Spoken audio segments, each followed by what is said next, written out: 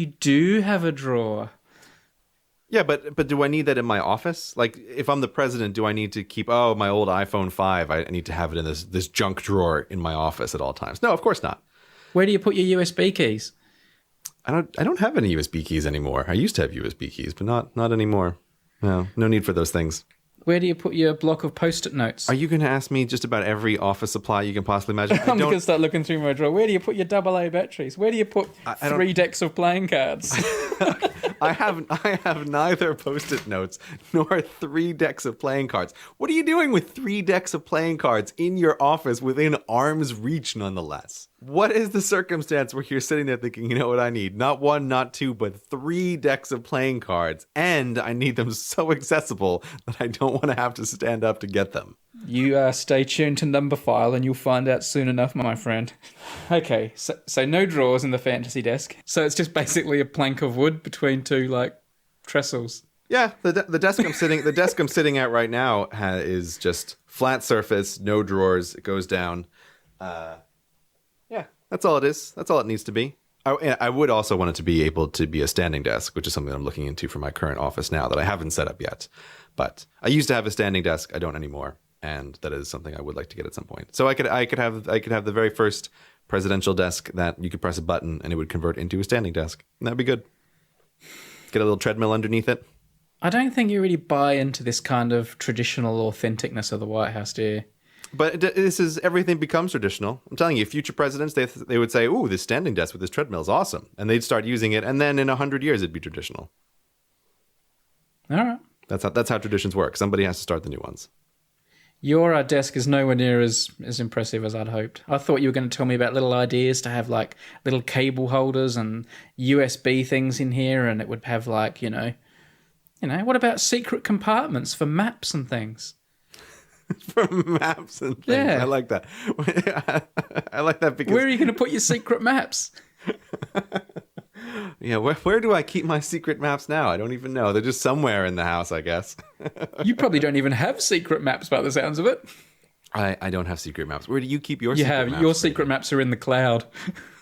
I don't think I have any maps. I don't... Oh, how do I keep hitting the microphone? I'm doing terrible today. I don't think I have. I've got a design suggestion for your fantasy desk. It involves microphone placement. Yeah, that could be better. I need something coming down from the ceiling, maybe for the next place. Anyway, if you became president, would we keep doing the podcast? Yeah, I like doing the podcast. That'd be awesome, man. It's all about opportunity cost. It depends. Everything is in relation to every other potential thing that you could be doing. But I like doing the podcast. Would you still be willing to do the podcast with me if I was president? Yeah, that'd be awesome. That'd be even more fun because you'd be able to tell me about all your secret maps. Yes, and then you could ask me about things that I've broken in the Oval Office, just like you wanted to ask the actual president. So yeah, there we go. Yeah. Exciting. I don't think you'd keep doing it though. I think if you became president, you'd probably just snub me. If I became, again, I would almost certainly just resign immediately if I found myself as president for some reason. Like, oh, forget this. This is a terrible job. Yeah. Anyway, I wouldn't snub you, Brady. That'd be very mean. No, all right, okay. What do we got next? McDonald's. I thought this was something for you. Too, right? I saw that. I clicked on the link before you even told me about it. That's how excited I was when I saw McDonald's in the show notes. So do you want to describe then what this is? Because this screams to me Brady Haran. Well, it was this thing it's this website called Hack the Menu, and it's this link to the secret McDonald's menu, and you click on it, and it's just got this list of things you could buy at McDonald's, that you don't know about, like burgers and things, and they all a lot of them seem like sort of extreme things that you wouldn't that you'd see on those extreme eating YouTube channels and things like that. But are they real? I think some of them aren't real. I would like to issue a challenge to the listeners. So what I'm looking at right now is a picture of something called the Mick 1035, which apparently is a brunch sandwich item that McDonald's makes during their brief changeover window from the breakfast menu to the lunch menu. Yeah. And it basically looks like an Egg McMuffin that is also with 2 additional patties of beef and cheese in between every layer. They say it's the most difficult to obtain on the secret menu. Yes. And it looks both revolting and delicious. Yeah, my initial reaction was, oh god, that's horrifying, and then I found it's like it whispers to me through the screen of, this could be quite good. That should be the main picture on the Wikipedia page for heart attack. It really should be. Yeah. It really should be. But so just as moments ago we have called for congressmen to send us photographs of them listening to Hello Internet on the congressional floor. Yeah. I would love on Twitter if people can send us, if they are able to acquire, if it is real, if they are able to acquire a MiG 1035 and send us a picture of them eating it and listening to Hello Internet. I would like to see this. I don't know. Here's the thing. If people can send us this picture, it's impressive either way. If it's not real and they were able to construct their own version of the MiG 1035, that is also impressive. I'll say some of these are just because there was one here called the McGangbang, which I didn't think could be real. And then I clicked on it, and it basically just says order, this one and put them together. Well, anyone can do that. Right. That's not secret menu. That's just clowning around. Yeah, that's just different. But there are restaurants that genuinely do the secret menu thing. Like the Starbucks one that is real that I tried once is the short drink size. I don't know if you're aware of this, but no. So which I'm glad to know that this exists because it makes the whole Starbucks menu make way more sense. But the sizes are the small is a tall. Wait, I can't do that. I can't do this right because it's tall, grande, venti, right? Is small, medium, large, and apparently I've never seen them here, but in America you can get a disgustingly large Trenta, which is even bigger than the venti. It's like 30 fluid ounces of milk, apparently. America. But Starbucks has a secret item, which is called the short, which is about half the size of the tall, which makes the name tall suddenly make a lot more sense. Because to use tall as the shortest one, or to use tall as the smallest one is crazy town. But if you know that they have a smaller one that is called the short, and then there's the tall, and then there's the grande and venti, that makes a lot more sense. That makes way more sense. Yeah. So I ordered it once just to see if it was real because I heard about it on the internet. And they were slightly confused at Starbucks, but then some manager came over and said, oh, no, this guy, he did the secret handshake, and he winked at me. Come out the back, sir. Yeah, that's exactly right. And there was a little tall-sized cup. So anyway, it's fun to know that secret menus exist. But so I would not disbelieve the notion that a person could get a MiG 1035, and I want to see if people can do it, if it's real. Hello, Internet. I'm excited to tell you today that we have a new sponsor, a company that I rely on, Hover.com. Hover is the best way to buy and manage domain names. So if you want a website, you need to think of a name, and you need a place to register that name for you. Hover is where you want to go. They take all of the hassle out of registering domain names. Within 5 minutes, you can pick a name, get it registered, have the whole thing up and running. Their website and the whole process is just clean and simple. I've tried a lot of domain name registers. Most of them are terrible and horrible to work with, and they're companies that you don't even want to do business with. Hover is just the best by miles. 2 things they do that I absolutely love. 1, when you go to register your domain name, they don't try to upsell you on a whole bunch of other services that you don't need, which is something I definitely see with other companies who try to sell you a whole bunch of bells and whistles that are just irrelevant. With Hover, it's like, nope, you're just getting a domain name. That's the end of it. The second thing that I love is that the stuff that should just come with a website, like who is privacy, is free. They don't charge you extra for that. Now, you may not know this if you've never purchased a website before, but when you go to buy one, you have to put in a whole bunch of information that's required by law, including your name and your address. Now, if, say, you don't want your name and your address public on the whole internet for anybody who looks at that website, most registrars make you pay more money for that. But not Hover. It's just free. They keep your information private, and it's there by default. It's really a nice touch and shows that they're a great company. So how much do I like Hover? I like them enough to have 34 domain names registered there. Yes, that's right, 34 domain names. I might have a little bit of a domain name problem, but every time I get some crazy idea for some website, like SaveTheUnionJack.com, which we mentioned on a previous show.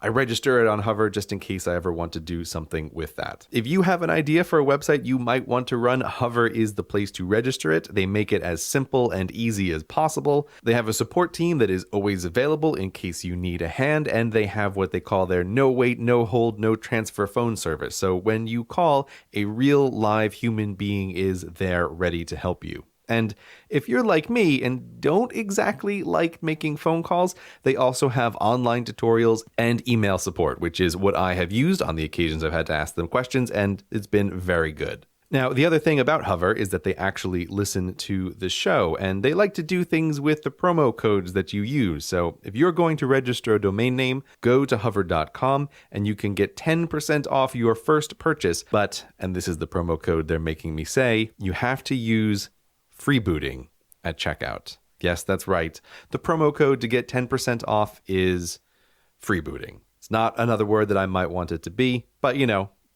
that's over now. That's done. So freebooting is what it's going to be, 10% off at Hover. I'd like to thank Hover for trying out our show to sponsor, and you should go check them out if you're thinking of registering any domain name. And don't forget to use the promo code freebooting. So speaking of coffee, yeah. We have to follow up on at least one thing to do with this. This was. I blame myself for this, and I will explain myself if the opportunity arises. Okay. But you told the story last episode about you burning your hand in a tragic incident, and people can go and listen if they like. It was not tragic. It all centered around the fact you were microwaving your coffee in the morning when things went wrong. And while many people were sympathetic and wished you the best with your injury, more people were wanting to know what the heck you were doing microwaving coffee. Like what? Like someone who loves coffee as much as you purport to, why would you microwave coffee? That seems a very sort of uncouth way to make your coffee. And I have to say, I probably would have asked you about it, and I should have asked you about it. But part of the thing was, I didn't actually process that you were microwaving the whole coffee. I just assumed that was how you boiled your water or something like that. But it seems you were actually microwaving the whole coffee and everything. Yes, it was the whole coffee that went on my hand. Well, you have to explain this, because this is quite a shock. I don't understand why this is such a shock. But did I hear about it from people about the coffee. And it did not occur to me that this would be a point that people would find contentious. So I don't know. I do. And do you want to hear something interesting? In my entire life, I have never had a cup of coffee. What? I have never had a coffee in my life. Really? And even I think it's crazy that you microwave your coffee. You've never had a cup of coffee? No. Not ever? Not ever. Why not? Or how is this come to pass? Well, I intensely dislike the smell and taste of coffee. Okay, but you've tasted it then. I've touched it to my tongue just to be sure that the taste is as bad as the smell. Mm-hmm. And if I taste things that are coffee flavored by mistake, like a coffie sweet or a coffee ice that's cream, gross. That's gross. Yeah, coffee ice cream is disgusting. So anything coffee like I don't like. And I just I really like, if someone is in my car with a coffee, I quite dislike that, like that smell of coffee in my car for an hour or two afterwards as well. This is very interesting. So you don't like the smell? Yeah. Huh. I do not like it. I think you have some kind of biological aversion to coffee then, because almost everyone I know likes the smell, but then doesn't like the taste of coffee. Right. Right. It seems like it's universal agreement that coffee smells better than it tastes, which even coffee people will agree on, that coffee smells better than it tastes. But you don't think it smells good at all. Well, no, I don't like the smell. But what I do appreciate that people love it, and I like that people take it really seriously and get all connoisseur about it, and I really respect that. And I like the idea of coffee. I wish I liked coffee, because I love the idea of having a coffee in the morning, but I just dislike it too much. But yeah, I feel like this is really sad for you. Like your whole morning experience is greatly diminished. It's like you don't like the smell of flowers or something. Like I can't even think of an analogy here, but it's just like, if someone told me that flowers smelled terrible to them, just all flowers, I would think, that's very sad for you. And this is how I feel about the coffee smell. I'm sorry, Brady. Well, I feel like this about millions of things about you. Every time we talk, something else comes up that makes me feel sorry for you. So I feel like you go through your life missing out on all these cool things. So I'll go without my coffee. I'm a very happy person. But one thing, yeah, I know you are. And I'm happy too, not having coffee. But I have made coffee and I've seen people make coffee. And I know a fair bit about coffee just from living on planet Earth. Right. And one thing I know is that a good cup of coffee is not made in the microwave. Let's back up here because there was some confusion with the way I was telling the story. Where should we be? Should we begin at the beginning, how I came across coffee? Maybe a that's very how good we place to this start. Story. Okay. This story starts with the woman who would become my wife, who is now my wife, who is a total drug pusher when it comes to coffee. It's like she's getting a cut from the caffeine and coffee bean industries because she pushes coffee on absolutely everyone she comes in contact to who doesn't already drink coffee. I could be her nemesis. Yeah, you very well may be. And I was one of her early case projects because, I mean, this is now 10 years ago, I guess. Just trying to ballpark it. I didn't really drink coffee, and this was before I was in the professional world working as a teacher, and any of this. I was just an idiot, hanging out in life, not really doing anything in particular. Mm-hmm. But so my wife and I were traveling in America, and we were in Las Vegas, and she was starting her, you need to get on coffee thing here, and I was opposed to it. I like the smell. I didn't like the taste.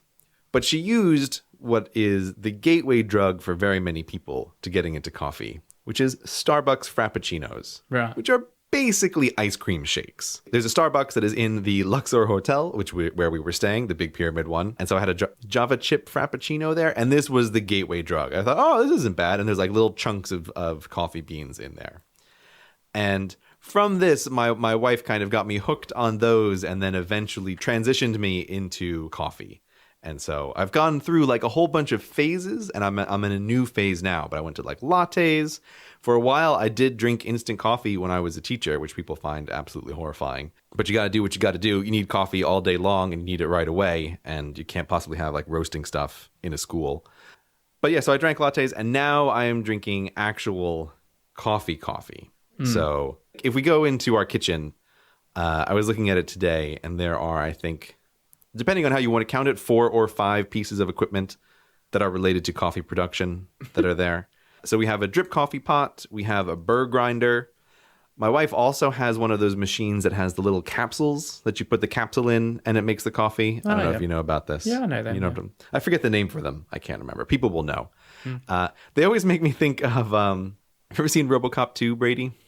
I believe not. Oh. There's a drug in that movie which is sold in little capsules. It's called Nuke. And every time I see the little coffee capsules, it's just something about it reminds me of the Nuke drug that everybody is buying in tiny little capsules in RoboCop 2. Anyway, RoboCop 2, add it to your movie list. But yeah, so we have a whole, like, all this coffee paraphernalia. And now I used to have, like, the routine was down very well, but then my wife introduced more equipment. And it's like, the coffee routine has to change. Like, she introduces each piece very slowly because she knows I need to adapt over long periods of time. Gosh, you weren't joking when you said you were going to start at the very beginning, were you? I'll cut this down in editing, I swear. But no, I'm sure people will be loving it. I'm sure all these coffee connoisseurs will be going, "No, stop more! Give us the bonus DVD edition. I want to know everything." But yeah, so now lots of times when I make coffee, I find myself in the position that we have this like vacuum container for the beans, and then I put it through the burr grinder. I don't particularly like the burr grinder because it's really loud, and I feel like first thing, like it's 6 a.m, I'm trying to make a cup of coffee. I can't deal with the burr grinder that early, but apparently now I have to use it if we're making coffee. And then it goes through the drip coffee machine, and we have like pots of coffee. So we make actual real coffee. And when the hand story occurred last time, this is where people do get slightly horrified that we have I've gone through the process of making real coffee, and I had drank real coffee earlier in the day, and then I was coming to a pot of coffee that was sitting there that I needed to heat up because it had just been sitting there for a while. So you could have just said I was reheating like nice coffee in the microwave. You probably didn't need the Luxor part of the story. No, all of the story was absolutely necessary. All of the story was I'm gonna. Don't worry, I love the details. Here's I the love thing. the Here's the details. thing. We'll cut out all this. And then No, just leave don't that you tiny bit out. dare. Don't you dare. but I want people to know how hard you went on that story. I don't want people thinking you just glossed over it like Mr. Cool. I want people to know that you agonized over this and told your life story leading up to the moment you reheated some coffee. I also feel that the length of that story was proportional to the number of emails I received from horrified people worried that I had made instant coffee. And I didn't think you had made instant coffee, but I still think microwaving it just doesn't seem right to me. It seems, I don't know. It still seems wrong. There's another point to this, which is that for me, coffee is a very important part of my workflow and the routine of working and just kind of getting stuff done. And precisely because of that, slightly working against my wife a little bit, I have resisted becoming a very fussy coffee person. I don't want to get too fussy about the coffees because I feel I also need to just be able to drink coffee anywhere in the world. And so I have a threshold, which is basically Starbucks filter coffee. I need to be able to drink that. And I can't get fussy to the point where I become one of these people who won't drink Starbucks filter coffee. If I reach that stage, then I'm really in trouble. So I intentionally kind of don't get super into coffee, even though people might think I would be the kind of person who would be.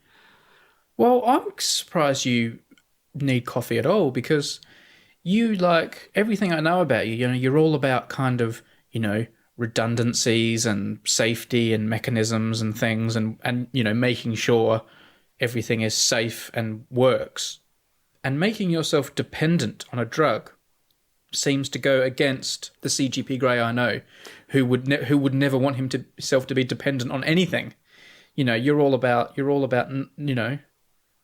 know what you're like. You don't want to be dependent on one platform or one thing of this and one thing of that. And here you are just making yourself a slave to this drink that you can't work without. Yes, this is true. I agree that is the in theory me, but everybody has vices. This is my vice. This is my somewhat addictive behavior. Is the coffee. But I totally acknowledge that in a perfect world, I wouldn't be drinking coffee, but I just really like it. And I just think it also makes the whole work routine just kind of nicer in a way that's hard to quantify, even if I will admit, totally addicted to coffee. And a morning where something goes wrong with the coffee production is really bad. I mean, luckily, by the time that coffee story occurred from last time, I had already ingested, 1 cup of coffee. So things were great.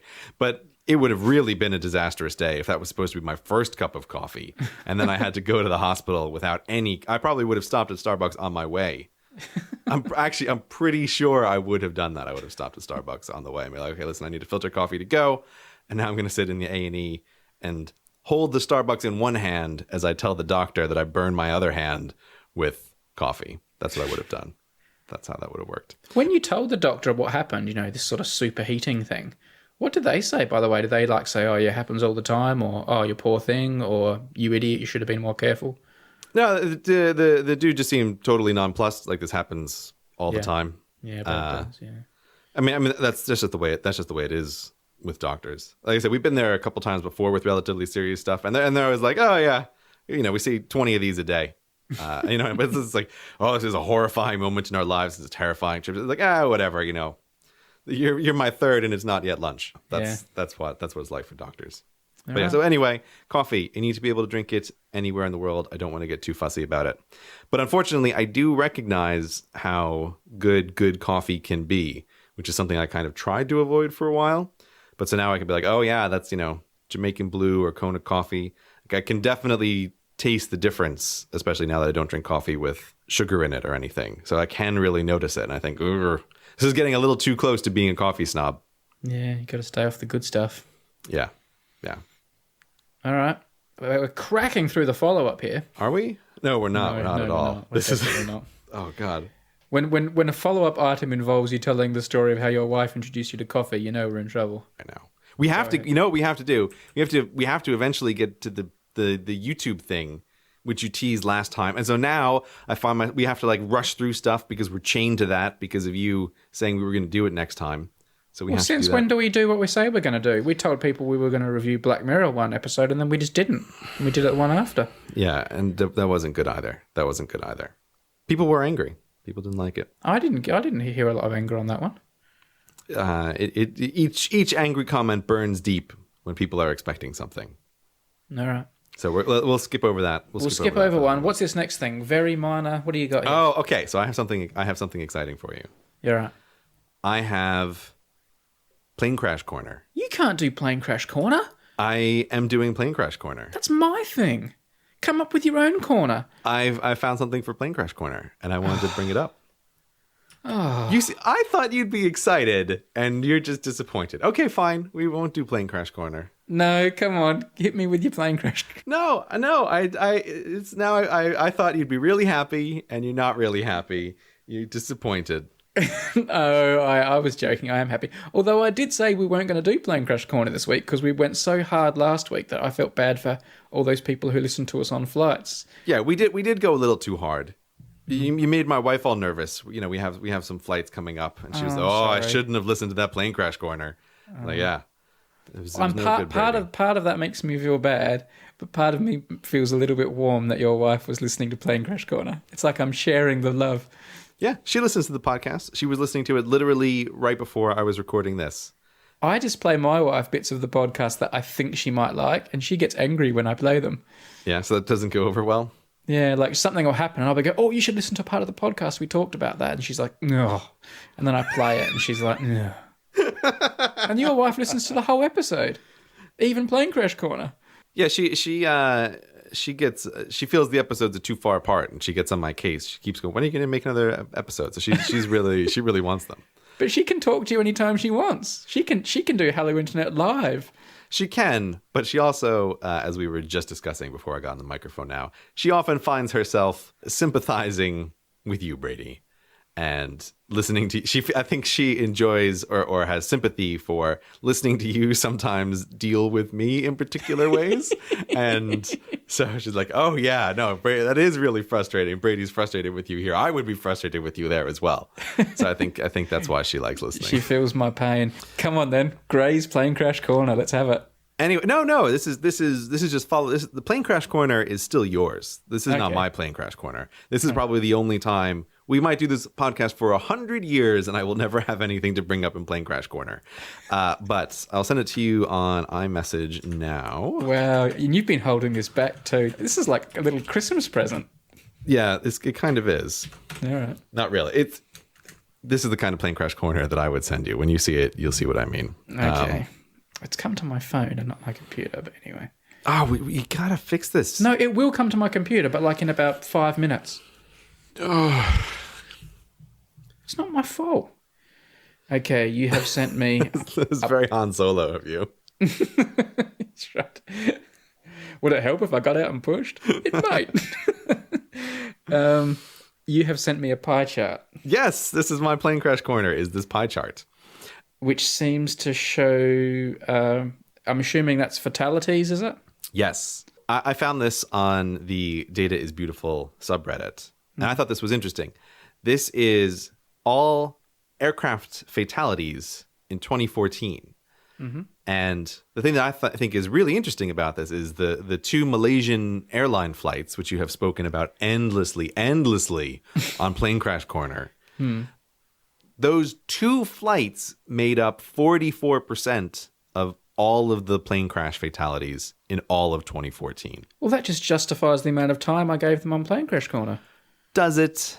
I'm not sure that it does. Yeah. Perhaps it does. Plane Crash Corner does still seem a little long to me sometimes.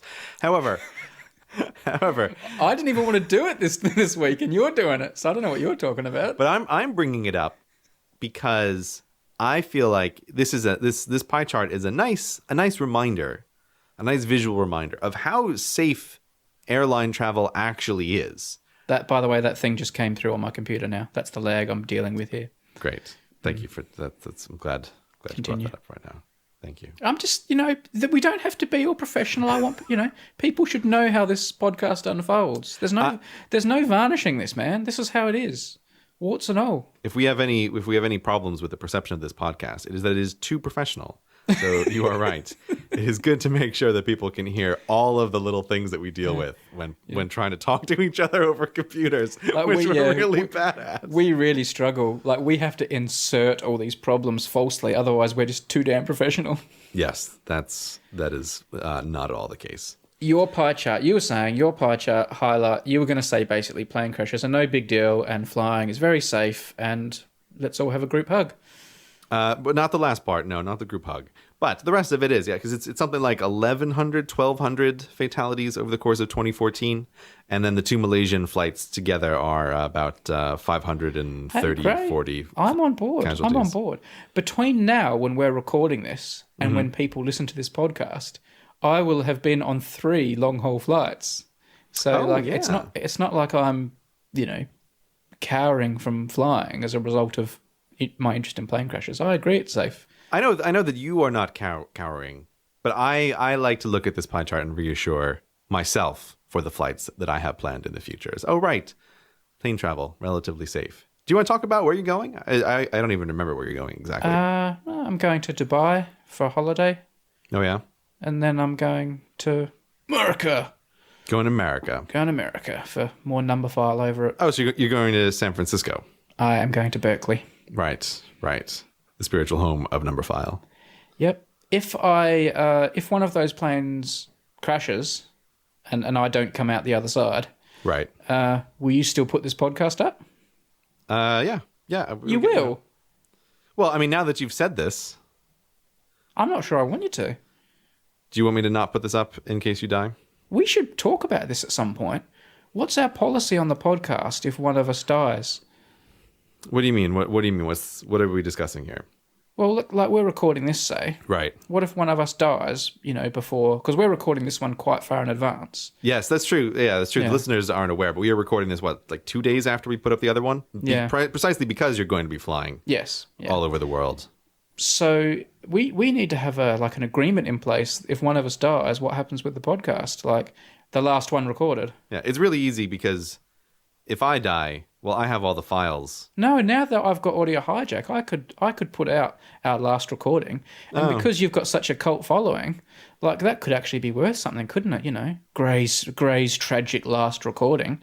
Do I have a cult following? That doesn't I could seem sell it. I could make money out of it. Okay, look, if you sell it, you have to give my share of the proceeds to my wife if I have died. Okay. And... if my wife and I have died on a plane together, then my family. Okay, I think that's pushing it a bit. I think if you've both gone, I can probably keep the proceeds. I don't know about your family. I don't know. I guess it depends how much I make from it. Okay. I guess I do like the sound of your parents because they like me, so I'll give them your half. Right. But... yeah, I guess it never really occurred to me, but if you die between when we put up or between when the podcast is supposed to go up, you don't want me to put it up? Is that what you're telling me? Is that what you're saying? You don't want your final words? Especially now that we're discussing it. Now that we're discussing it seems the very fact that we're discussing it is the reason that it should go up. Like, how creepy will this be? People will be so creeped out. Well, and you think that's not a good thing, you realize? Yeah, well, I will again remind you that at some point, well, probably both of us will be dead. And people in the future might be listening, which is always creepy to think about. I don't like thinking about that. Yeah? Let's not talk about that. About the fact that you're going to die at some point? Yeah. Or that people will be listening to you. Well, this moment right now, we're alive as we're recording it, won't be someday. Someone might be listening. Creepy future people. Anyway, I'm going to put it up if you die on the plane. That's fine. It's all good. Like, we've already sold the advertising space. Speaking of which, we'd like to thank lynda.com for their support of this podcast. Learn something new at Lynda with a free 10-day trial. That's Lynda, Lynda, with a Y, not an I. Lynda.com is used by millions of people around the world and has over 3,000 courses on topics like web development, photography, visual design, business, and of course software training on things like Excel, WordPress, Photoshop. You name it, Lynda have probably got it. Its courses are taught by experts and new ones are being added to the site every week. Now, you can sign on for a free 10-day trial today. Go to lynda.com/hellointernet. You'll get unlimited access to every course they've got, and you can watch these on your tablet, your iPhone, Android, on your computer, of course. My first experience with Lynda was actually sitting next to a friend at an ad agency in London. And this friend, he's a crash hot graphic designer and editor, but he suddenly stumbled over something he didn't know how to do. And within seconds, he'd found a Lynda video which showed him exactly what he needed. He didn't have to sit through like a whole lesson or a course or anything like that. He just whizzed straight to that little nugget he needed. I think that's one of the really useful things about Lynda you might not hear so often, that ability just to get those little snippets. So even if you think you know plenty of stuff, Lynda might still be handy. As I said, sign on for a free 10-day trial. Try before you buy. lynda.com/hellointernet. And go for a binge on knowledge. Take in as much as you can. And if you like it, and I think there's a chance you will, you can of course then sign on for longer. Regardless, thank you so much to lynda.com for their support of our podcast. Okay, here we are. Here we are from beyond.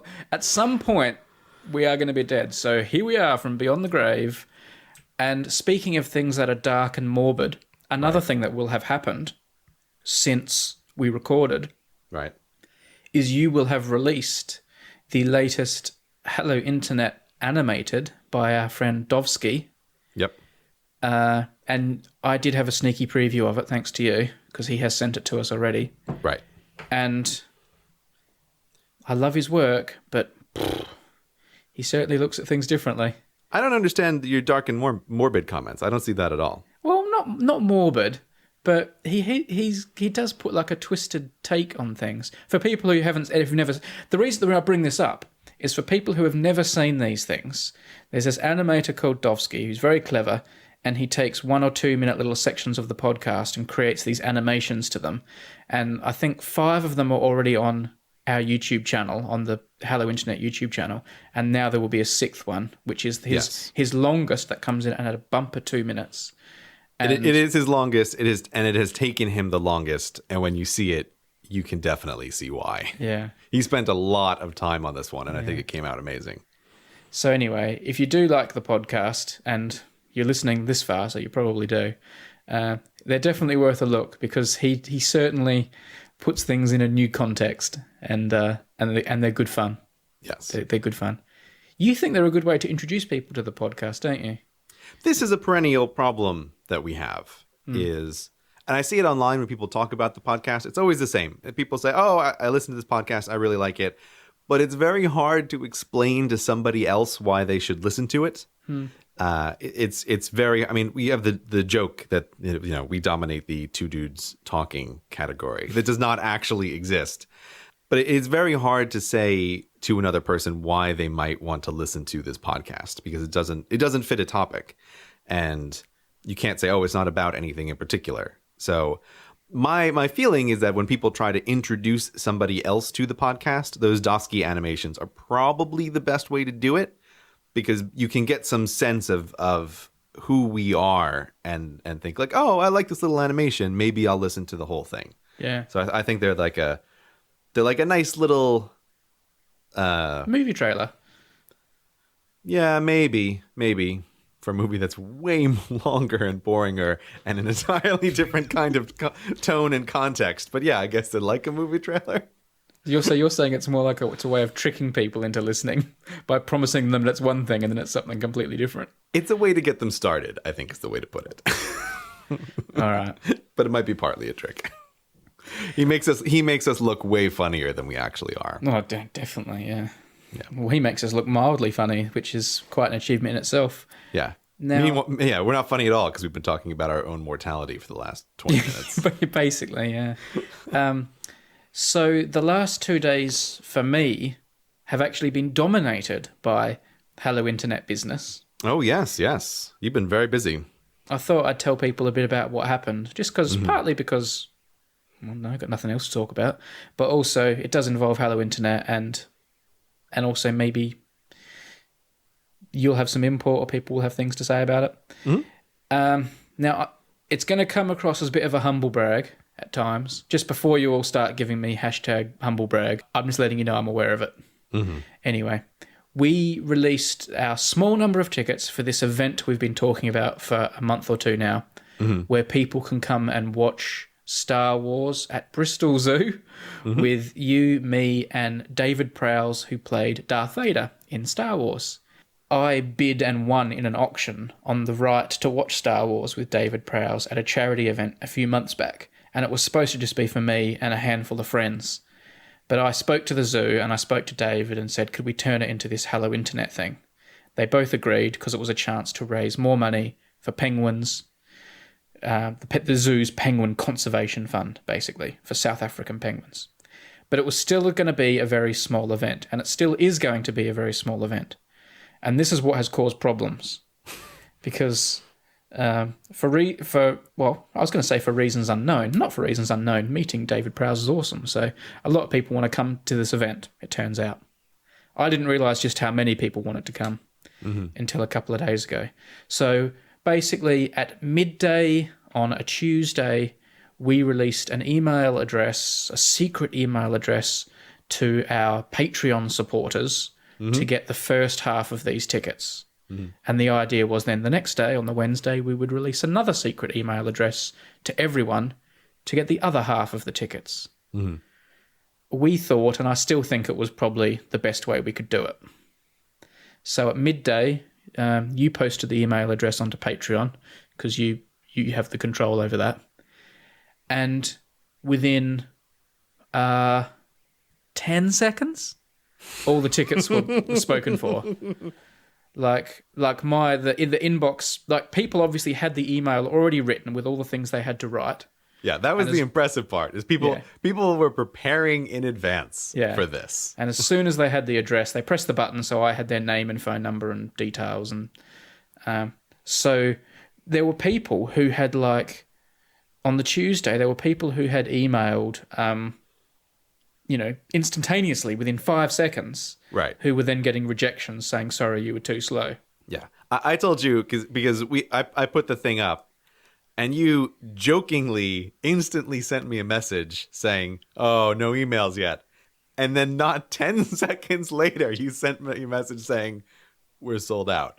I said it felt like we were selling WWDC tickets or something, where Apple puts up the tickets and it's bam, 7 seconds, they've sold thousands. 7 seconds, I wish. God, I mean, obviously we're not selling thousands. That's the problem. But yeah. But anyway, it seemed a crazy short amount of time. Yeah, I mean, we released it. We said we were going to release the email address at exactly midday, and we did, to the point where we even got the official nuclear clock out to make sure it went up at midday. I had the atomic clock up on my screen, and as soon as it hit 12, boom, I pressed it, and like you said, 10 seconds later, we'd sold it. Yeah, like if you looked at my Gmail account, all the emails were all date stamped, 1200. So it was oh gosh.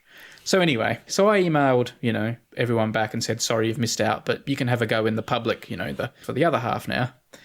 And they went even quicker. If you think those first ones went quick, you should have seen the second one. It was everyone piled on. And so we've allocated more tickets than we were supposed to already. Yeah. And in no small part because you are a big softie. Partly, but anyway, let's not go into that. If I had been handling this thing, I would have handled it more by the book. But you are Mr. Softy, and that we have distributed more tickets than we were thinking originally. But I was not soft. I was I did follow rules. I just want everyone to know that I did have a strict rule in my head. My rule was just softer than your rule. Right. So it's not like I've done anyone favors, and I did follow the rule. And if you missed out, you missed out because, there was no favoritism. We had a couple of friends and people we know who wanted tickets, and they were treated the same and got rejection emails just like everyone else is appropriate. And so there was no unfairness.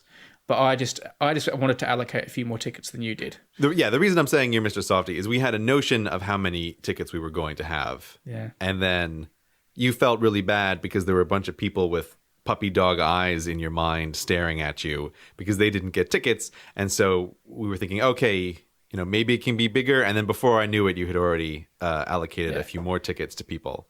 And I basically just moved the line as to how many tickets, which in reality only meant if your email arrived 1 second sooner, you might have a chance. It's not like it made a difference in any way. Yeah, but. well, that was the funny thing. But it is also, I was teasing you about it, but it is also partly one of the things we want to talk about now. Just fair to say that we vastly underestimated the demand for the event, I think. And so we are recording this. Right, it's Wednesday, right? Yeah. So the second round of tickets from our perspective just went out today, even though you, dear listener, are hearing this well into the future. So we are trying to figure out something to do to maybe make the event slightly bigger. Very slightly. So we're pretty much. The problem is the room we're watching Star Wars in has a maximum, and we're nearly there. Yes. But we can squeeze a few more people in, we think. So how many tickets have you allocated at this point, just so people know what we're actually talking about here? I have allocated 30 tickets. Right. But it actually went just over 30 because what I did was the first round was going. It was supposed to be 10 and 10, but it ended up being 15 and 15. Right, because you're Mr. Softy. Because I'm Mr. Softy. Right. But if I had allocated, if 14 had gone, and the next email came in from someone saying, "Can I have 2 or 3?" I let them go over as well. They would have all their allocation. So for that reason, there are actually 32 have been allocated. Right. Okay. So what we're thinking of is trying to see if we can, because so many people wanted to come in, seeing if we can get a few more tickets, to work it out with the room or the setup or something with the zoo, so that we can have some more. But the idea was always for it to be quite small and intimate as well. Yes. And in fairness to David Prowse, he had just agreed to me and a few friends, so it's kind of, we don't want it to spiral out of control. But we are going to rustle up a few more tickets, more tickets. Yeah, but we're not removing this to Royal Albert Hall or anything. No. That's not what's going to happen. We're thinking, a handful more tickets at most if we can. Yeah. But so now we don't at this moment we don't exactly know what we're going to do. We're not going to do that email thing again because that was really cruel. No. It was cruel for me to watch happen before my eyes. I got my wife to come in today at midday because she just happened to be walking past my office, and I said, "Watch this." And and she came and stood next to me, and I put the email address on the blog. And I said, "You see me do that?" And she said, "Yep." And I said, "Watch this." And I refreshed the Gmail page, and it went whoosh. And did she swoon? Was she incredibly impressed by this? No, but she did not. She was not impressed, and she thought it was she thought it was really cruel as well. Because I know exactly what that's like. My wife and I have spent many a morning with 19 computers set up and 8 telephones trying to buy tickets for the Glastonbury Music Festival in the sort of 15-minute window you get one Sunday morning. And, it's an agonizing thing. And I feel really bad for people who missed out. But that's just, unfortunately, that has had to happen. There'll be a few more tickets. And I think we're heavily leaning towards auctioning these tickets. Yes, well, you feel very badly about this, but how I feel is that there is a market failure here. And so what we have is very high demand for a very small event that is also very difficult to price correctly. Yeah. This, to me, screams auction, right? This is what an auction is made for. Don't know what the price should be? Is it a one-time kind of thing so you can't figure it out later? And do you obviously have way more people who want to show up than can possibly show up? The best way to deal with this is an auction. And but what about some, I already had university students emailing me saying it was too expensive at sort of £50 for a ticket, which I don't think was very expensive, by the way, because, just buying David Prowse's autograph gets near that on its own. So yeah, well, I was going to say this is also that we are doing this for a charity event. Yeah, right? And so that's why you've persuaded me to do the auction. Yeah, I mean, just think about it this way, Brady, because since you're Mr. Softy, we could have just given all the tickets away, but then the poor penguins would be looking at you with their big puppy dog eyes, chewing on a fish bone because they don't have anything to eat, crammed into a tiny box. Yeah, but they can't tweet or email me. They're not going to email me though and complain. I would have the zoo send you photos of sad-looking penguins if you gave away all the tickets for free. There's going to be an auction for the remaining tickets if you're interested. I think we're not at this moment. We're not 100% sure that's what the case is. The case, so like check the description. Things might have changed, but at the very least, I would like to set this up as an auction because I think then that there's only a few tickets left, and then this also gives us the opportunity to raise more money for the zoo instead of less money for the zoo. And if you're like a crazy person who super loves Darth Vader, Hello Internet, and penguins, and you're rich, like you can, maybe spend a whole bunch of money on this event and be really happy. Like you'll be happy too. It's a perfect storm if they're your interests. Yeah. If your interests really are Star Wars, penguins, and Hello Internet, and you are a venture capitalist or something, or a congressman, or a congressman, yes. We did have. You were telling me we actually had like people trying to come from abroad. Like, I think some of the tickets have been allocated to people in other countries. That's crazy. But there were people like I think there was Korea and like United States and Canada, and I was like, look, because I don't know where they're from, but I was looking at their phone numbers and looking up the international codes, and it feels weird people wanting to come all the way from like Asia and then getting an email saying, well, you're not coming because you can't have a ticket to the little room at the zoo. But that's first come first serve. That's the way it went. But this is what auctions are good for. I think you get irritated because you have sometimes asked me questions for solutions to various problems that are along these, and I'm always like, auction's always the solution.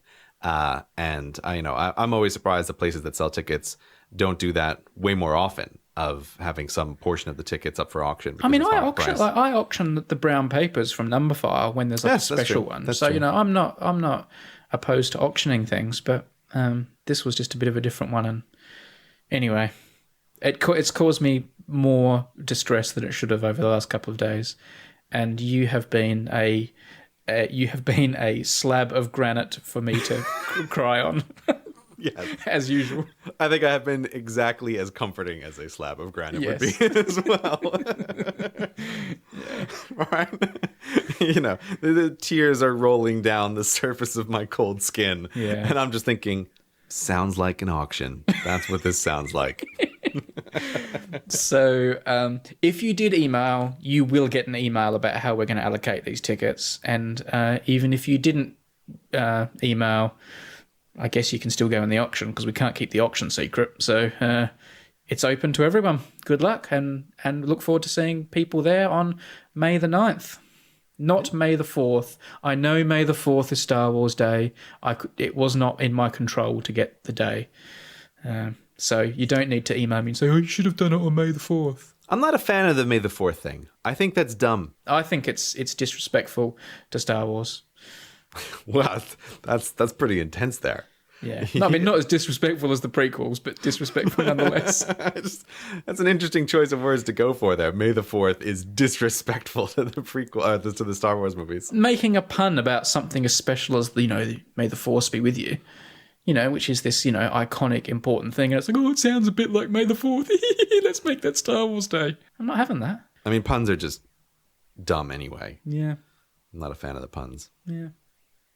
Anyway, good luck in the auction, people. Speaking of magnificent cultural milestones, do you like my segues? I could segue anything. Yeah. Yeah. You've put something in the show notes about that great TV show that is The Wire. Oh, this is what you want to talk about. Okay. What did you think I was going to talk about? Oh, I know what you thought I was going to talk about. I thought you were, because it's just on my mind. No, we're not there yet. Tell me this thing about The Wire. Why have you put The Wire in the show notes? I put The Wire in the show notes. We mentioned it before on this show, but you and I are both large fans of The Wire. Mm-hmm. I think it's a great, great television show. The series 5 wasn't that good though. Maybe one day we should do a discussion on each of the series or something, which is a thing to possibly do. I'll have to rewatch them. It's been so long. Well, yeah. I was never going to like series 5 because that's when it gets all newspapery, and I obviously know a lot about newspapers. So when they do something about something you're an expert in. Although series 4 was in a school, wasn't it? you're trying to have this conversation now. We should assign this. No. We should Let's not assign have it this now. for homework. All right. At some point. I don't know if we actually ever will, but We can't assign people to watch five series of The Wire for homework. dude, if we can tell people to watch Serial, and or if we can tell people to listen to Serial, and they do it. I actually on my Twitter just today, I had 2 tweets in a row from people who said the exact same thing, where they said, "Oh, I finally got all the way through Serial, and now I'm going to go back to my paused Hello Internet episode." This is crazy. These people's lives have just stopped. Yes, that's exactly right. If we ever do The Wire, we should do it a season at a time, though. We wouldn't do all 5 seasons because each season is worth. That would be a good way to discussing. just gradually erode our whole listener base rather than do it in one fell swoop. Yes, I think so as well. Yeah. But very much like the Hello Internet podcast, I think The Wire is a hard show for people to get into. There are a lot of things that make it difficult to start. And one of the things that kept me from watching it for years is that it is broadly a police drama, in a sense, might be the category that you put it in. And whenever I heard that, my brain automatically categorized it with stuff like Law and Order and a whole bunch of other shows I just have zero interest in. The original Law and Order was good before it started getting all franchised and go weird. The original Law and Order was awesome. Jerry Orbach and all that. Oh. I can't speak to its quality, but it sounds like you're quite a fan. Yeah, the original stuff was good. I'll take your word for it. But yes, one of the things for modern audiences in particular that is difficult about The Wire is, I mean, it was, shot in, I always forget it, like late 1990s, early 2000s, around that time period, I think. And it is done, first of all, like old style sitcoms. It's shot in a 4:3 ratio as opposed to a 19:6 ratio. So if you're watching this on a modern TV screen, you have the huge black bars vertically on either side, which drives some people crazy. And it was also standard definition. There was no high definition version. But so just recently, HBO has released a high definition widescreen version of The Wire. How have they widescreened it? I was very suspicious when I first heard about this because David Simon, the creator, is sort of notoriously picky about the way things have been framed and the way he set up the original thing. And apparently HBO was going back through all of the old film and updating it for widescreen and high definition. Because if you ever see like behind the scenes footage of people making a movie, they shoot much, much bigger than it's actually ever cropped down to. So even in cinematic films, you can see they usually like when you watch the Red Letter Media reviews of the original Star Wars or the Star Wars prequels, there's tons of shots of Lucas sitting in front of his monitors, but there's usually a little rectangle taped in the center of the monitor. And so they're actually filming the whole image, but they're going to crop it down to just a smaller section. Yeah. So they apparently went back through the original footage of The Wire and were using the wider shots. But this can have enormous problems. And there was they did this, Fox, I think maybe it was, did this with Buffy the Vampire Slayer a few years ago. Right. And people were furious because there's just tons of shots where you could just see crew standing off on the side or sets were unfinished because it was not intended to be shot like that. And, when you're filming stuff, there's people all around, And so I was kind of worried that the new Wire release would be like that. And I was pretty much just assuming I was going to write it off. But then David Simon wrote this interesting blog post talking about how he was somewhat involved in this and how he had someone who was working with him who was going through all the shots in The Wire. Right. And it is a very interesting article to read from someone who has created a kind of seminal piece of media talking about how some things are much better with HD and the widescreen shots, and some things are obviously much worse. But it is like the world's most cautious. He sort of approves of this version of The Wire, and he views it as like an alternate version that might be good for getting people into the series who might otherwise not. I don't see it as necessary myself. It doesn't bother me, especially the HD SD. I don't care about that. I'm just going to watch it on my laptop in bed anyway.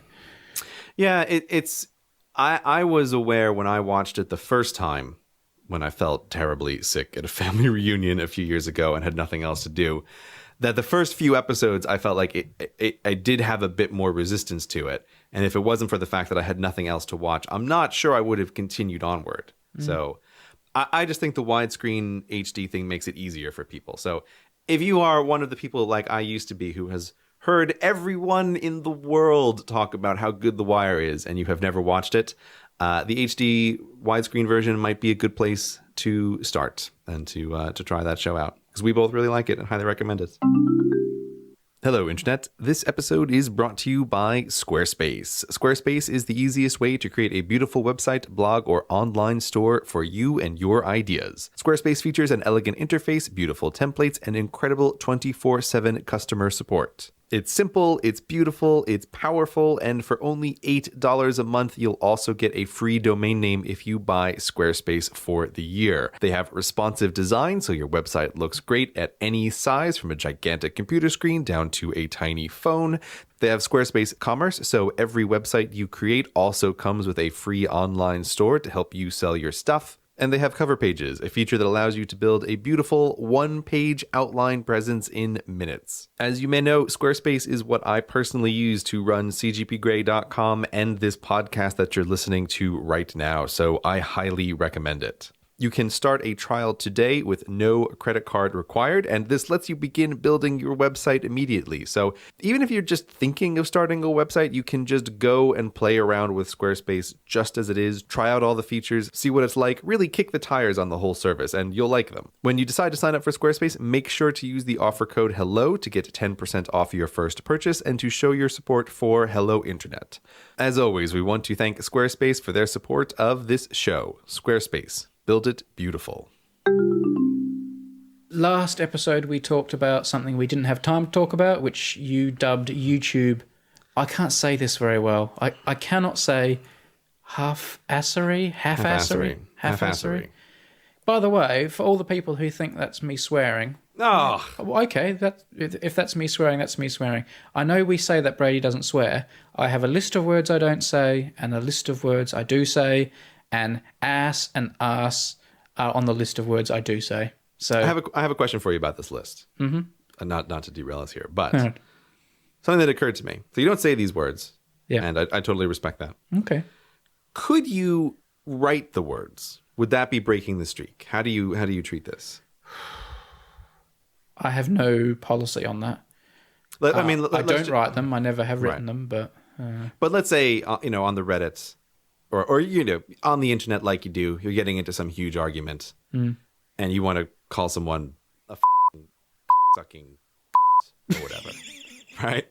Yeah, like you do on Reddit sometimes. Yeah, like you do. Would you feel comfortable writing those words? I mean, if the person really deeply deserved it. I would not do that. No. But okay, would you think that you were breaking your streak, though? Is that why you wouldn't do it, or you just probably yeah? Okay. I was wondering, and I think you could take it both ways. That it does. Maybe it breaks the streak, maybe it doesn't. But you think it breaks the streak if you write it? Maybe, yeah. I just wouldn't do it. Okay. I wouldn't do it. Right. I'll have to bleep that. I think you'll be getting the beeps out there big time. Yeah. So what did you mean by YouTube half-assery? Did I say that right? Yeah. All right. Now I have to pull up my notes here. So if I've forgotten, I was all angry last week. Now it wasn't that long ago now, though. We're cheating a bit. We're recording this quite soon after. We're recording it soon, but it's still been a while since the last time we recorded that one, because it takes a while to actually produce the stuff. Yeah. Again, this is just like a very minor thing. Yeah. However, well, it's not like it's been built up. Let's just crack on. Calm. I find that there are many things in YouTube which feel unfinished. Might be the kindest way to put it. Yeah. But half-assed is really the way they feel to me very many times when I'm using it. It's a bit like someone was just trying to check the good enough tick box, and they got there and just left it. And like when I make the bed versus when my wife makes the bed. Sounds very likely. Yeah. Yes, sounds very likely. Yeah. So on my last video on the Lord of the Rings Part 2, and for a couple things I've been working on, I've decided, okay, I'm going to go all in on a new YouTube feature, because this is obviously the thing that they want people to use. But this is the thing that has struck me as remarkably half-assed. And it is what YouTube is calling cards. I just remembered that you told me to go and look at it, and I haven't. I swear, I could feel you hesitating over something through my headphones. No, just as you started saying it, I realised I hadn't looked at it. I've seen the feature, obviously, but like I've seen this thing that they want me to do, but I haven't even clicked on it. What is it? I haven't even clicked on it. Well, no, this is good because most people listening to this podcast, unlike you and I, don't actually make YouTube videos. Although I do use the back end of YouTube like you do. In this case, this is part of the back end I haven't used, so you can explain it to me, just like you're explaining it to everyone else. All right, well, I'm going to give the general explanation for everyone else first. So, on YouTube at the moment, the feature many people may be familiar with are annotations. And so the way this works is this is when you're watching a video, it's some vlogger, and they're telling you about something. And they want you to go somewhere aside from this video. They want you to sign up for an email list. They want you to go check out somebody else's video, whatever it is. And they'll almost always say something like, click on my face and you can go see this other video that I've made on this new channel or whatever it is. So these are like hyperlinks on the video, basically. When you make a video, you can draw a rectangle on the screen and tell YouTube when somebody clicks within that rectangle, take them to location X. And as you said, it's a hyperlink. It's a link. Are we gonna talk about how rubbish that system is? Well, I mean, it is a terrible system. What do you want to complain about? I don't have anything about that in particular. Well, I just find it clunky to use, and it's like something from years and years ago on the internet. It's like, do you know what? This is what has made me think about it. And my Audrey just broke into my office. This chihuahua literally just opened a door. I'm sorry. I'm a bit taken aback by it all. Sorry. She didn't use a lock-picking kit. You just left the door unhinged and she walked in. That's what you're saying. Yeah, pretty much. But I was it's a very unexpected appearance. She's broke so in. Cute, and now I've got to kick her out. It's a bit overselling it. She's so cute, Gray. You are such a softie. You know she's cute. She is super cute. I can honestly say she's the cutest chihuahua I've ever seen. She's so popular at the park as well because she hasn't got a normal chihuahua personality. Like, she's really brave and friendly and goes up to everyone and everyone loves her. She's like a celebrity. Like people I've never met, I'll walk up to them in the park or Audrey will run up to them and they'll go, "Oh, look, it's Audrey." And they'll start talking to her like they know her and they've met her. And like, I've never met her. Given how many times her YouTube videos have been watched, I think it is fair to say that she might be one of the most famous chihuahuas on the face of the earth. She might be, but she's also about to get kicked out of my office, so give me 3 seconds while I do that. Yeah, go grab the baseball bat. Come here. You're too cute. Come on. Hang on, I'll see if I can make her noise. Make your noise. Make your little snuffly noise to the microphone. Go on. Go on. Oh, Jesus. Now you go silent. Make your little snuffle noise. Go on. There you go. Yeah, come on. Come on. There you go. Hello, people. Brady is gone now. It's just you and me. Hope you're doing all right. Getting back to this professional podcast of ours. Oh, hi. How are you? Hey, how are you? Like nothing ever happened. Yeah, like nothing ever happened. Yeah, there you go. It's a really smooth edit point there. Yeah. The problem with the annotations is I don't want to go too like meta and too in-house here and bore people. And I don't want to butter up one of our sponsors here. And this has got nothing to do with an ad or a sponsorship, but this has made me realize that more than ever. Mm-hmm. And that is, I recently have started using Squarespace for my blog. Mm-hmm. So obviously in doing that, I use, that's a web application like YouTube is. Mm-hmm. And their back end for designing things and embedding videos and putting pictures in and changing your layout and designing things is like a pleasure to use. And it looks good and it's like smooth and it's what you would want it to be. I'm not saying it's perfect, it's got its problems. There are things I change, but it's really, really good. Mm-hmm. And it makes me realize how come Squarespace, which is clearly a smaller company than YouTube and Google, can make this really nice, easy thing to use. And the mighty, mighty YouTube, when it makes its back end for us, manipulating our videos and plopping on our annotations and stuff, gives us this clunky thing where we're having to imprecisely drag things and push things here and change the length of that. And it's just a piece of rubbish. This is, if you watch a lot of videos, YouTube videos, there's something you'll notice, which I feel the need to point out right now, which is that When people use annotations, you can usually make the annotation a little color, so it's clear that you can click on this box. This is on any of my videos. At the end, you'll see I put little boxes around stuff people can click on. The boxes are never centered. It always looks awful. And I just want to clarify for people. This is on my videos. This is on every YouTube video you will ever go to. The boxes always it looks like some child tried to outline whatever it is you're going to click. If it's clear that it was what it's supposed to be around. And the reason it is so hard to precisely place those rectangles. You wouldn't believe how hard it is to draw a rectangle that's exactly where you want it to pixel perfection. Rubbish. And so it's just not even worth it. You can I'll spend 2 minutes trying to make this exactly the right size, or whatever. I put it around the box. That's as good as it's going to be. And controlling the moment it pops up on the screen and comes off the screen. Oh my rubbish god! as well. It takes forever. That takes forever. It is rubbish. Yeah, That's what it is. It's not a good system on the back end in particular. But at the very least, people who use YouTube a lot are used to this idea of you click on the screen, you go to the thing. Click on my face, click over here.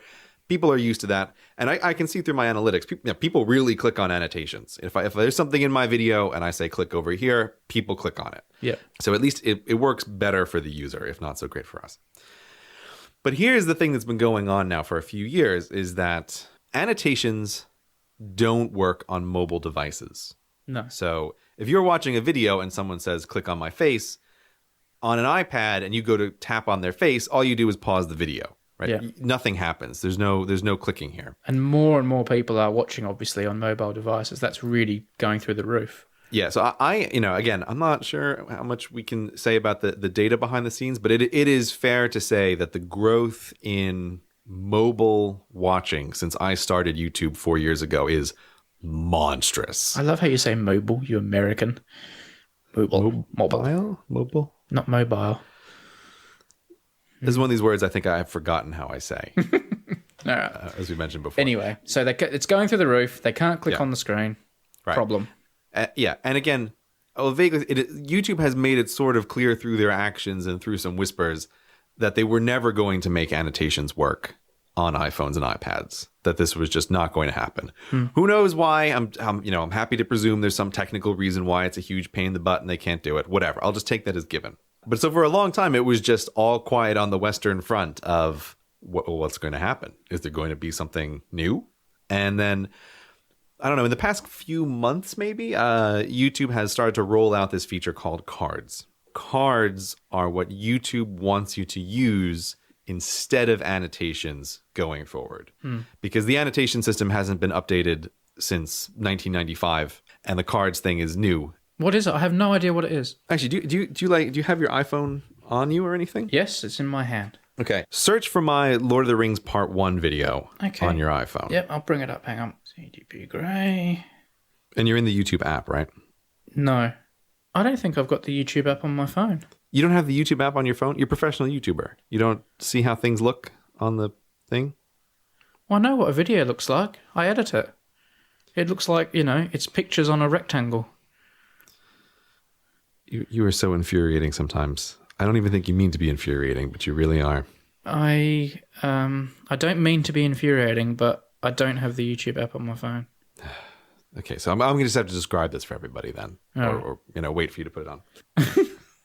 How about you describe it? If you are then watching a YouTube video in the YouTube app on your iPad or on your iPhone or presumably on Android, but I haven't tested it on Android. I have no idea. You haven't tested it on Android? You call yourself a professional YouTuber? You have some of the strangest voices. What were you going for with that? That was my pompous lecturer telling off voice that you used on me before. Oh, I don't think I sounded anything like you sounded. No, you don't. You pretty much just sounded like yourself. Yeah. Okay, so you're watching a video on YouTube on the app, and what happens now is that, okay, so there's no annotations, but there's a little I button, the letter I, that overlays on the screen. Mm-hmm. And what you can do is if you tap on it, it brings up a little picture of here is where a link goes. So, for example, when you're watching Lord of the Rings Part 2, in the very beginning, I wanted to say, oh, if you've missed part 1, tap on this thing. You can watch part 1 first instead of watching part 2. Normally, I would do that with an annotation. But I thought, okay, YouTube wants us to use cards. I'm going to use cards. They're just annotations with a slightly different mechanism and name. Sort of. But you really need to have looked at this thing. This is frustrating. I'm sorry. That's okay. Is it really okay? You keep telling me off about it. Well, I'm just. What happens if I watch your video on my phone anyway? Okay. Because no, here you're on the computer. Open up YouTube on your computer there. I was trying to think what I could say that would frustrate you, but it didn't come into my brain quick enough. I was going to say, do you have a web browser on your computer? I know what you're trying to do over there. I don't have a web browser on my computer. Yeah, I knew you were reaching for something. Yeah, I do have a web browser. I knew you were reaching for something. Let me open up Internet Explorer here. That was good. I'm thinking, does Microsoft even make Internet Explorer for Mac anymore? I don't think they do. I don't know. So which one am I calling up? Your first Lord of the Rings video? Do the second Lord of the Rings one. Second one. Okay. Yep. Yeah. It's got to sit through an ad. Pre-roll ads. More dollars into the grey bank account. There you go. Yeah, I'm gonna spend that billionth of a cent. Okay. Oh, there it is. Okay, I see it. It actually looks nicer than an annotation. It looks a bit classier. So when you load up the video, because I put this right at the start, it kind of rolls across the top and it says suggested video, Lord of the Rings Part 1. Yeah. And you'll see there's a little eye that stays in the corner. Yep. The letter I in a little circle. So if you click on that. Oh, yeah, that's nice. You see, so it opens up this little window and then you can click again and it'll take you to Lord of the Rings Part 1. So I can either click on the video or you're trying to funnel me away to your Patreon. I know. I'm going to keep clicking on my videos and collect all the ad revenue. That's what I'm going to do. that's the whole podcast I'm going to set up for this. I think these are nicer than annotations. Okay, so they're probably not as useful, but they look better. Okay, so they are interesting. They are an interesting option, and I want to be really clear here. I am not against cards because the annotation stuff is, quite frankly, in 2015 looks just ass ugly. There's no way around it. They look awful. So at least they're trying to make these cards look nicer and achieve the same functionality. But here is the thing where I started to get really frustrated with the half-assedness of it. Now, you are on the computer. When you're looking at the video, that eye, and it looks like the information thing like you see in an airport. It's just a circle with the letter I on it. Yeah, it's quite understated and it's nice. Right. Okay. Did you notice where it is on the screen? Top right corner. Okay. What normally goes in the top right corner? Oh, I don't know. Is that where your other thing goes? I don't know. Right. Normally for channels, that's where they put the little branding box /subscriber button. Yeah. So when you watch people's videos, and if you watch like Destin's video, he has this little Smarter Everyday logo, and it's in the top right. And it acts as a watermark, and it also acts as a button that people can press to subscribe to the channel. Yeah. So now, if you put a card on a video, it goes in the exact same place that branding box would go. Not under or over or instead of? No. In place of. Right. So you have to choose between either the branding box or the little eye. And this to me seems like the half-assedness, because it's like, okay, YouTube, there's 4 corners of the screen. You have the top right for the branding box. But they're not going to touch their sacred cow of advertising down the bottom, are they? So bottom middle goes for the ad. Yeah. Bottom left is the channel-wide suggested videos. Yeah. So you'll sometimes see that pop up, which is kind of irritating, but whatever. So you can't use bottom left. Can't use the middle because that would look dumb. Yeah. It still leaves YouTube 2 corners to pick from. I think top left makes the most sense for where the eye should go. Yeah, it can't be the bottom because you could accidentally click on ads and things and then you get taken away to Russian brides or whatever. So they have a perfect... Yeah, that's where we make all our money from. So they have a perfectly good corner, which is top left, that they could use. But for some reason, they decided to have it overlap on where the branding box is supposed to go. Now, this is really irritating because the branding box thing was sold to us as, oh, hey, we want you guys to stop manually watermarking your videos because it's horrifically inconsistent. And we're bringing across this whole solution of now, like we have this branding box. So you don't have to do that. It'll just pop up automatically and it'll nicely rescale based on the size of the video that people are watching. So it was this like solution that was brought on board. And so I stopped manually watermarking a bunch of my videos. But now if I want to have anything anywhere in the video that people want to click, it doesn't even matter if that card is not supposed to appear until the last 10 seconds of the video. That little white eye will be there the whole time. Oh, so this card, you can't control this card in terms of have different cards come up at different times, or we'll get to this in a moment, right? But for the moment, it just blocks in case anyone was still listening. Yeah, but it blocks the branding box. Now, okay, as if that wasn't half-assed enough, if you watch this exact same video on your iPad, they put the little eye in the top left-hand corner. Yeah. So it's not consistent between devices. And then the other thing that drives me crazy is on your computer, the little eye is in a circle. On your iPad or on your iPhone, they put the little eye on a pile of squares. They have a whole different icon, which is kind of vaguely falsely 3D for people to click. And it's like, okay, how many hundreds of people are working on this little eye thing? I'm going to bet not many. I'm going to bet this is a team of like 10 people working on cards. They couldn't coordinate between the two of them which freaking corner it's supposed to go in. And so I'm trying to think in the future, like when you tell people, oh, hey, click on the whatever, there's no answer to this question. I can't say click on the eye in the upper left-hand corner because if you're watching it on a computer, it's on the upper right. And I can't say the reverse on the computer because it's going to be in the opposite direction on your iPad. Like this to me just like screams half-assedness that somebody just like threw this together and is like, oh, make it consistent now. We'll have different icons on different devices because we just couldn't be bothered to coordinate between the mobile team and the desktop team. And then it's like, it doesn't sound like it's a huge problem, but it's really nice if you can tell people where to click. But you can't tell people where to click like in the your current script, situation. like please click in the right or the left, but you don't know what to say. Okay, yeah. There is no way to say click on the left or click on the right. Right? You can't even say click on the circle because it's a square on the other thing, right? So the other thing is they can change these things too. So you could say click on the eye, and then tomorrow they could implement a site-wide change where they change it to a question mark or something. Yeah, and this is exactly you're screwed as well.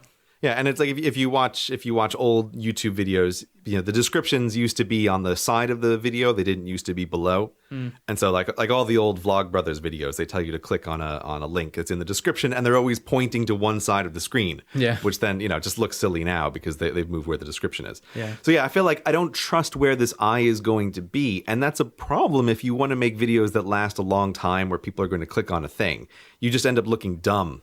Because you're talking about a thing that doesn't quite exist. Well, don't do that then. Okay, that's fine, but it's still like it's a limited functionality. And just, like if you're bringing out a new solution, it doesn't work. It has its limitations, and I don't know. Yeah, I agree. It's a bit half baked, but even if it wasn't half baked and it was implemented beautifully, you still couldn't trust it. Just like the Vlogbrothers example you gave, where they move the video description and, or people say, click the subscribe button, and they point down to where the subscribe button used to be, and it's not there anymore. Like you anything that is not part of the video you're making on the screen, you run a massive risk doing this. And, I completely, I totally agree with you. I guess my point is, if you can't make the freaking eye go in the same spot on two different platforms, you're starting out with me just not trusting it as far as I can throw it right out of the gate. Yeah. It's like you couldn't, the only thing that could be better is if they put it in the bottom left on iPhones, but not iPads, right? That would be just absolutely perfect. Yeah. So the other thing that irritates me about this, and this is going to be a little bit trickier to describe, when you go to make one of these little annotations, there's a bunch of options. So it's is this an annotation or a card? Oh, sorry. I'm sorry. That's entirely mine. When you go to make one of these little cards, you have a bunch of options. And so, okay, so they say I want to link to my website for my email list like I did in the last video. And this is where the problem came up. Yeah. Okay. I put in the URL and then I give it a title. And then I have to put the little text that says, click here for the actual card. I spent a whole afternoon trying to play around with this because those 3 fields appear in different places under different circumstances. So when I say click here, sometimes on the computer, it seems to pop up that it says click here is what appears on the top of the screen instead of what I want to say, which is CGP Grey's email list. And I played around with this and I'm like, I'm not an idiot. I do this for a living. There's no way to make this look not stupid in one place or another, either on the phone or on the iPad. So like, there's no correct listing of descriptions that you can possibly put. And again, this is just like half-assedness. Like, guys, just say, this is the field that's going to appear right on the video, this one right here. And then like, here is the button for when the little card pops up that says click here. But no, it's like, it's different in different places. It just feels so terribly half-assed. And if you're looking at like the Lord of the Rings video right now, if you click on that eye, it will show you all the cards that exist for this video. Oh, hang on. First of all, I've got to give you another billionth of a cent. Thank you. There you go. Spend it wisely. Okay, I'm clicking on the eye. Okay, so if you click on the eye, you'll see this video, I have 2 cards. Yeah. The very top one is Lord of the Rings Part 1. Yeah. And the bottom one is to get the wallpaper link. That's the one I have. But so if you're watching at the end of the video and you want to click on that wallpaper link, you have to click on the eye. It opens up this window on the side. You have to scroll down to the appropriate card and then click on the right part of that card to actually go to the link. So it's like a 3-step process. And the annotations used to be like, click on this link or click on my face and boom, done. It just would take you automatically. And it's a weird thing on the iPhone as well, that if you click on the eye, it shows you every single link that's in this video. And then you have to like flip through the cards to find the right one and then tap on that. It's just, it's weird. This is a thing that I have noticed with a couple of YouTube things, one of which I can't talk about because I was in a private trial for it. But here's the thing. Do you ever have a Palm Pilot?